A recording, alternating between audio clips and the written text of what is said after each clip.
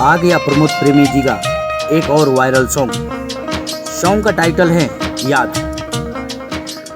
आज इसका teaser 369 music से आ चुका है।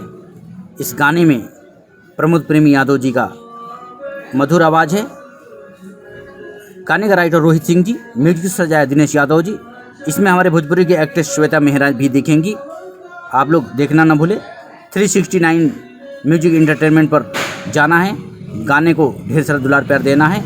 यह सॉन्ग 12 अक्टूबर को रिलीज़ किया जाएगा। साथ ही अगर आप हमारे चैनल पर नए हैं तो चैनल को शेयर कीजिए, सब्सक्राइब कीजिए, ढेर सारा दुलार प्यार हमें भी दीजिए। नमस्कार, प्रणाम।